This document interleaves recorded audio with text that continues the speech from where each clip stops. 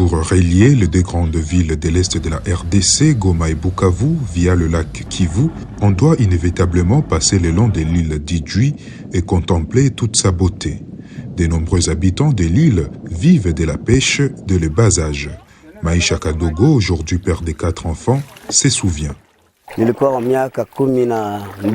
J'avais 12 ans lorsque j'ai développé la curiosité des pêcheurs. À l'époque, j'aidais au démaillage des poissons et j'ai gagné entre 500 et 1000 francs congolais. C'est ainsi que j'ai commencé moi-même à pêcher. Jusqu'à aujourd'hui, je suis resté pêcheur.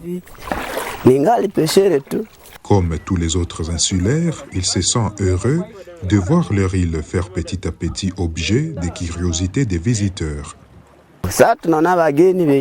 Chaque fois qu'il y a de nouveaux visiteurs sur notre île, nous sommes très contents parce qu'ici à Idjwi, il n'y a aucun problème, il y a la paix et la tranquillité.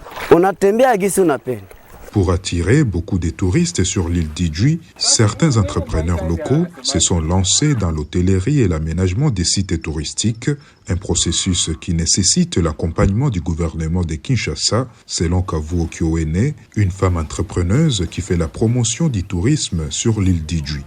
La promotion du tourisme, c'est vraiment un très grand travail. Il faut la participation de tout le monde. Et là, nous disons merci parce que le gouvernement a déjà mis l'île d'Idjwi sur la liste des 4 zones d'extension touristique, les 4 zones pilotes d'extension touristique.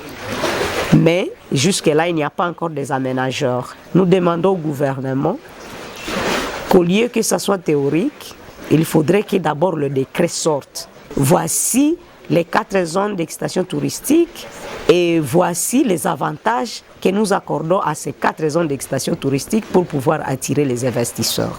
Bien que situé dans l'est de la République démocratique du Congo, Idjwi reste le rare territoire qui n'a jamais connu de guerre, les secrets étant, selon l'administrateur du territoire Mamboleo Mustafa, le caractère de la population locale. Mais nous devons dire à tout le monde que grâce à cette population et pris de la culture et de la paix, il y a un territoire où on vit sans ces problèmes de guerre.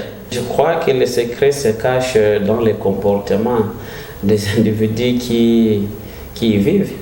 En plus de la pêche, les habitants d'Idjwi vivent également de l'agriculture avec la production des cafés et d'ananas pour lesquels leur île est réputée dans la région des Grands Lacs. Zanem Netizaidi pour VOA Afrique.